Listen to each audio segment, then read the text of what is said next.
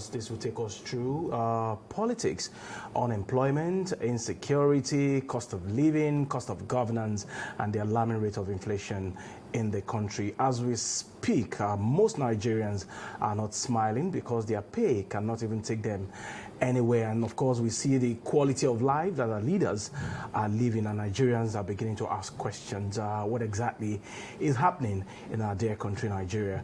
Joining us this morning to look at this is Barrister Kola Dokpamu. It's a pleasure to have you. It's also my pleasure to be here. Okay, looking at the states, the mood, and of course the expression on the faces of Nigerians as we speak today, what would you say is happening in our dear country? Well, I would like to start from way back in the 70s when we had there was a kind of stratification of the society. We have the middle class, we have the upper class, middle class, and the low income class. And over time, the differences became obscured, became almost non-existent. However, in the last 5, 6, 7 years, and particularly, or more so rather, in the last 1 year, it has been difficult, extremely difficult. So the gap between the rich in Nigeria is either you are rich, and I believe that there are few of Nigerians that are still very rich, and millions, hundreds of millions of Nigerians are impoverished. And this is more so because of the economic policies. This is because of lack of decisive step that should have been taken by the government. So we have a very dire situation in our hand. It's very, except the government gets up and start doing something, I really do not see how we are going to survive this in the next 10 years. It's very gloomy. Quite gloomy, like you've painted a picture here. But again, if you look at, you've just talked about what it was in the 70s and, of course, how it has been in the last 1 year of this administration. Before the advent of this administration, a lot of Nigerians had thought, okay, perhaps this administration would actually be the one to take Nigeria and Nigerians out of this dire situation. But as it stands, again, you've just said here, it looks very gloomy. If we take a look at where we're coming from 2023 to where we are now, with a projection into perhaps next year, what are some of the steps that you think this administration needs to take, decisive steps, at least lifting us out of where we are? Maybe not entirely, but at least make some baby steps.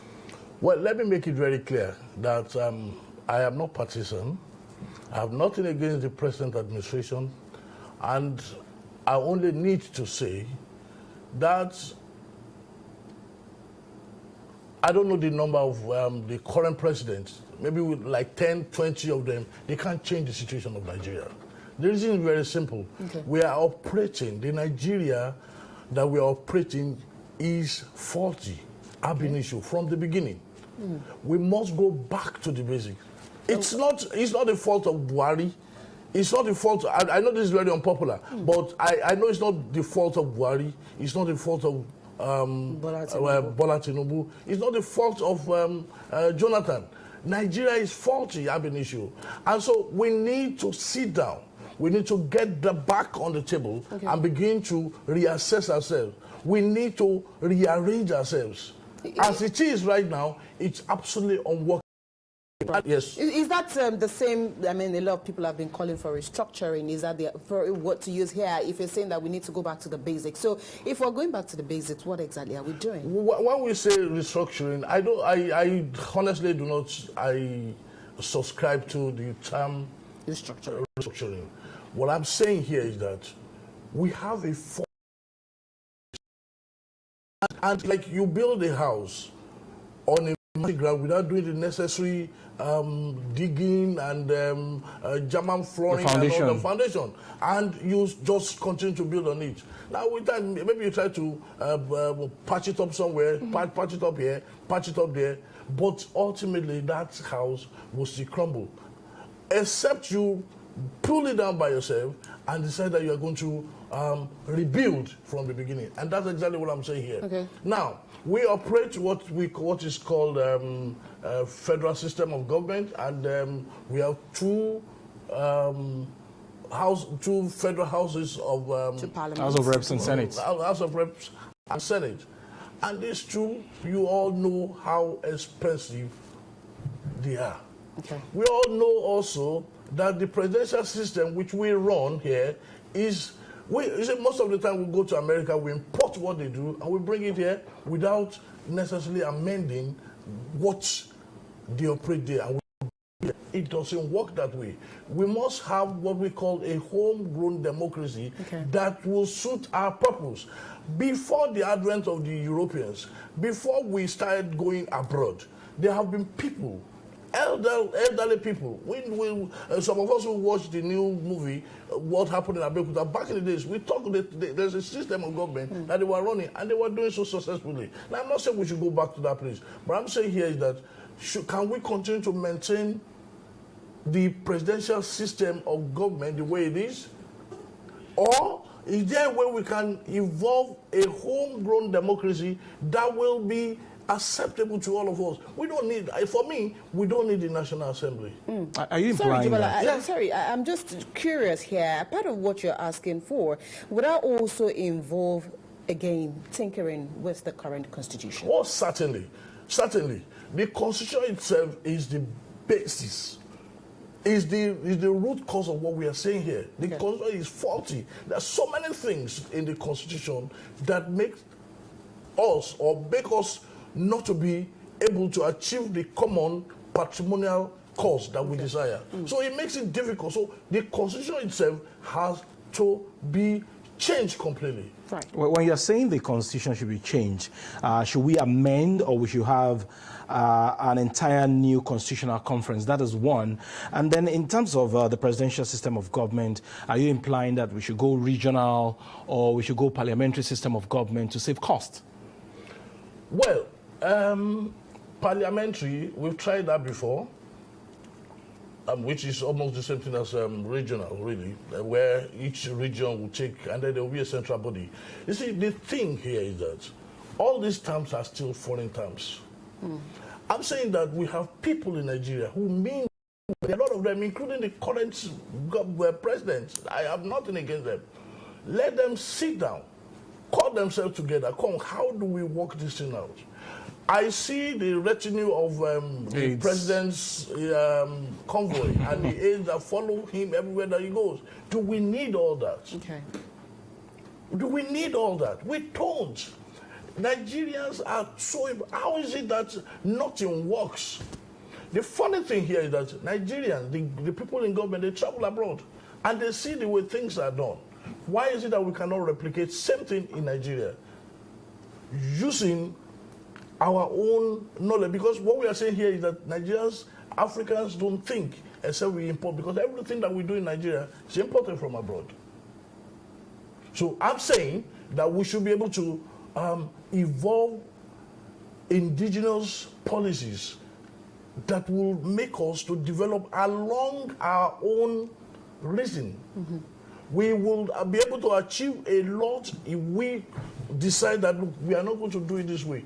One of the things I'm saying, that the parliamentary, for instance, or the legislature, let's take it for instance. We have people who are very knowledgeable. What do they have to do? They make law. Is that not the primary function of... yes. If we have a need to make law, we have lawyers who are experienced in Nigeria. They are on a part-time basis. How do you expect people who don't even have knowledge of law to be making laws? I know I'll be attacked for this, but that's the truth. People we should have 10, 20 people. If we have to make laws on, let's say, medical, along medical line, we invite doctors. Doctors, come and talk on this. Nurses, come and talk. Dentists, come and talk on this. And you pay them for their service. You pay them, and they go. And we make law in that line, and it will be good for us. If we are going to talk about immigration, for instance, we have people who have been in the immigration, and then foreign affairs and all that. We'll call them together. Let's make law along this. So what we need is actually that indigenous system where we can tap into the knowledge that God has given us. For as long as we continue to practice this foreign Igbo democracy, we will not get anywhere. That's the honest truth. So that's why I would say, regardless of what, hundreds of President Bola Ahmed Tinubu cannot change Nigeria. They can't. What about the constitution? Should we amend or we have a fresh one completely? Look, the constitution should be jettisoned. First of all, we all know how the constitution came into being. We know that the constitution itself was an imposition. They say we the people, that's the beginning. We the people, we know that we were not part of it. A few people gathered themselves together and they say they were conscious. If you want to talk about a homegrown, the one that would authoritatively carry we the people of Nigeria, would have to involve everybody. In a way. And that brings me to involving everybody. Nigeria is a dynamic system where we are so very petty about ethnicity, religion, and things like that. So in fashioning a new constitution for the Federal Republic of Nigeria, or wanting to ensure that at least everybody is carried along in preferring a solution to this country, how best can one go about it? If you remember, there was a Sovereign National Conference convened by Pa Anthony Nauro and the years ago, and till today, the issues at that pinnacle conference are still awaiting somewhere there. And so if you're talking about making sure that everybody is represented at either bringing a new constitution to Nigeria or creating homegrown solutions, how best can this be achieved? First, why do we have agitations? Why do some people gather themselves and say, okay, we are Igbos. We don't want to become part of Nigeria. Why? Why do we have the Odua people saying, look, we are tired of being part of this Nigeria. Nigeria is not working. Why do we have this, that? Why do we have the Arewa group? Why do we have all these splinter groups everywhere? And they all are agitating for the same thing. Why? Because there's no unity. If you go to America, the first thing an Irish American will tell you that I'm an American. It makes him the pride in being an American overshadow that of being an Irishman. Now we want to come to that point. That individualities, I am an Igbo man, I'm proud of my heritage. I'm a Yoruba man, I'm proud of my heritage, should be there. But we must always put Nigeria at first until we get to that point. And that's exactly the point. We have to gather together. Let these people come out, ventilate their grievances. Don't shut them out. These people are not unreasonable. And the truth of the matter is that for as long as we refuse to listen to them, they will continue to make agitation and they will continue to disturb the state. So, okay, I'm sorry. Away from our foundational problem, which you call the Constitution, and of course the high cost of governance. When you look at the faces of most Nigerians on the streets of Lagos and every other part of the country, you see that they are barely surviving, the economy is harsh, and then people cannot even feed 3 times daily. And at the same time, we are facing the problem of insecurity. When you combine the two together, do you think we are not pushing Nigerians to a situation whereby they might have to revolt? Certainly. Certainly. You know, history is replete with situations like this, where people, just like Yorubas will say, if you keep hitting the sheep, by the time it gets to the wall, he will turn back and attempt to attack you. People are really tired. Now, the minimum wage is nothing to write home about. The take home is nothing it can't even take you down the street, talk less of taking you home. And yet, electricity tariff has increased, fuel price has increased. You go to, the other day I saw or read that 3 pieces of tomato is about 4,000, 5,000. I said, how is that done? How do we survive? So you will get to a point that people will say, look, we don't even care, kill us. We'd rather even die than continue in this hunger. So it's a difficult situation. And I really empathize with the government. What's the lifestyle? Well, that is sad. That is the saddest part of it. When they live flamboyantly, I don't want to mention names, but certainly it is not. They are not leading us exemplarily. They are not showing good leadership. They are telling us that, look, guys, you can go to places for all we care. The other day, I don't know how far it's true, I read that somebody said, well, we have the responsibility to protect the president of our nation, even if people are hungry. Right.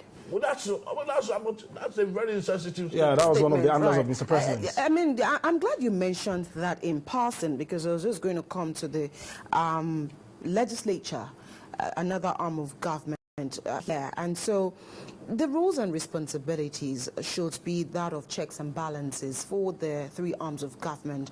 So in the face of democracy and this particular assembly that we do have, what are some of the things that you expect the National Assembly, that is the reps and the senators, to do to not only complement this administration, but also hold this administration responsible where they feel they are not meeting to the yearnings of the people? Well, there's a principle which is commonly known to everybody. It's called separation of power. And this should ordinarily be the case where the legislatures are empowered under the Constitution to carry out their responsibilities without fear or favor or without being betoken to the executive. The executive. However, we all know that this is not the situation. We know what's going on in the states, even at the federal level.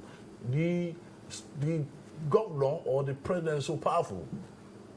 It's so powerful.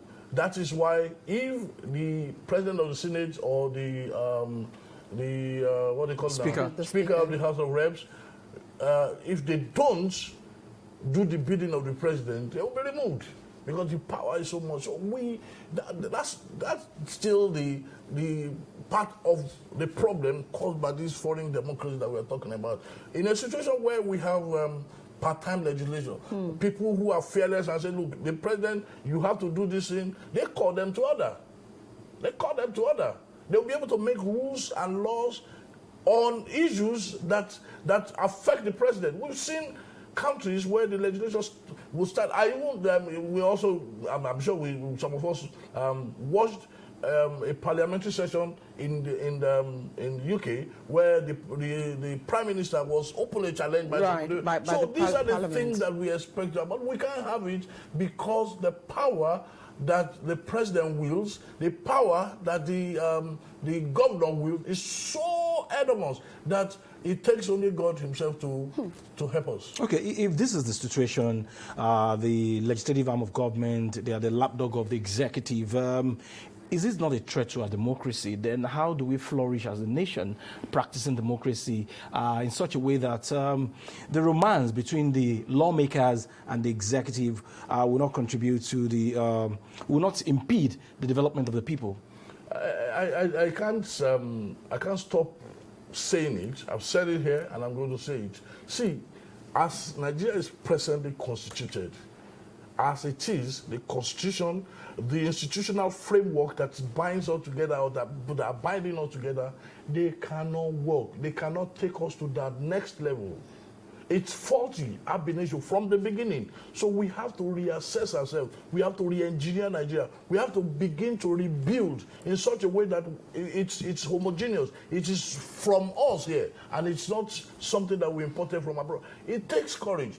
It takes strength from the people that are currently holding power to say, look, we want to yield power for this purpose. But we can do it. If we really, truly love Nigeria, we can come together. The president can say, look, I've spent 4 years here, but it's not working and it's not likely to go to work because I have vision for tomorrow. Let's do it this way. And we can move Nigeria forward greater. But as it is right now, let the President Bola Ahmed Tinubu, let him have 100 degrees from Harvard, from everywhere from here. We cannot move further than we are already doing right now. All right, so let's quickly talk about the perception of government to issues that concerns labor. Just this morning, we have it on the newspaper that Labour again was asking the federal government not to transmit the new minimum wage bill to the National Assembly without speaking with Labour. Now, what do you think should be the way out here? I mean, we've had this issue between Labour and the federal government for quite a while. We just got out from a warning strike, and it looks like we're going to go into another strike if things are not done the appropriate way. What should be the proper thing to be done here by Mr. President and members of the wage committee at ensuring that this issue concerning, I mean, we haven't had a wage increase in the last 5 years. And so the president in his last address did say that perhaps we would also look at whether this should be done every 2 years or still stick with the 5 years. But in your own opinion, how best should the president handle the situation? First of all, let's look at the inflation rates in Nigeria. If we look at the inflation rate, at what percentage rising from what percentage to another percentage within a period of time, we'll notice that it's almost impossible for Nigerians, particularly the workers, the working class, to maintain the same standard that they maintained I'm not talking about 2 years ago, 3 months ago, compared to the present situation. Right. It's that bad that the inflation continues. So if you go to the market last week, you earn 40,000 naira per month. And you go to the market, you bought food, you bought everything, and you have 5,000 naira left in your pocket. That same 35,000 that you spent last week, you go to the market, you could not even buy anything that would last you for more than 3 days. Right. And yet that's your monthly salary. It's now the responsibility. First of all, for me, the government is not doing enough, even in the present situation. Okay. I think that the government should not only leave farming to the hands of individuals as it is done right now.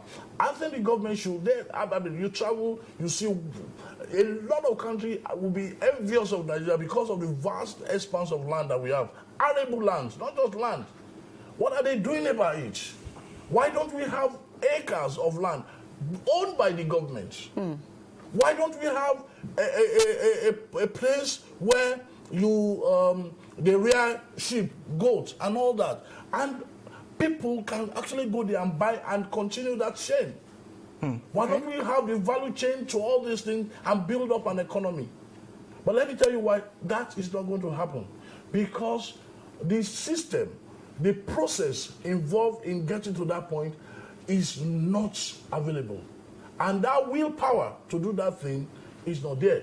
If I'm a governor and I have to borrow 10 billion naira to become a governor, man, I will recoup my money. It's an investment. It's an investment. At the detriment That's of the truth. people. Because it is that expensive. If the governor hadn't spent any money and he's voted based on the policy or the promises that he made to the people, he will come out. He will come out and boldly challenge anybody. We know what is happening in some places where, look, I am the one who bought your farm for you. I am the one who did this for you. And therefore, I must control you. And if he doesn't show that, there will be war. Okay.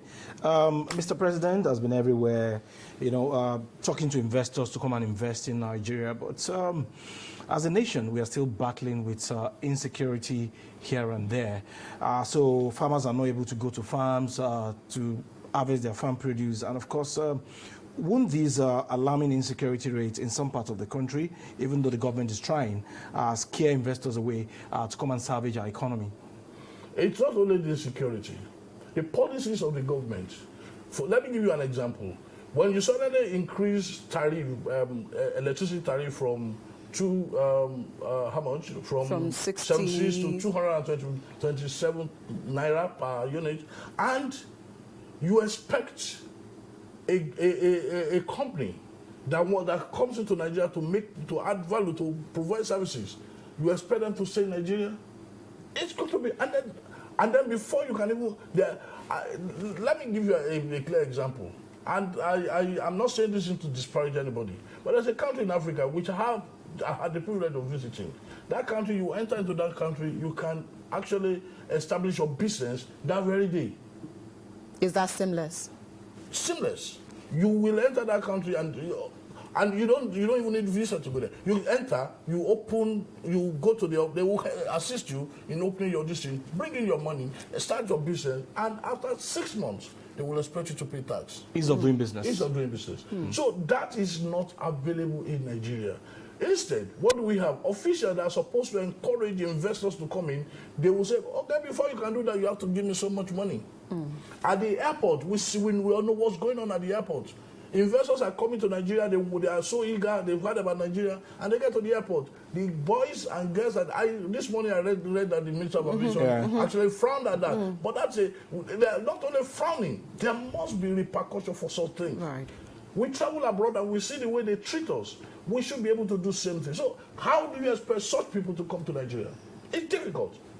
So last week we heard that the major shareholders in Guinness, they divested and they have moved out of Nigeria. Why should this be so? I've heard some people try to justify that Guinness is not moving, but the truth of the matter is that for as long as people come into Nigeria with the intention of doing business and they are carrying legitimate business, but the environment is not available. So security or no security, that is just a part of it, not only the factor that is responsible for people not doing business with Nigeria. All right, part of what this administration is also looking at is to ensure that local governments have their own autonomy.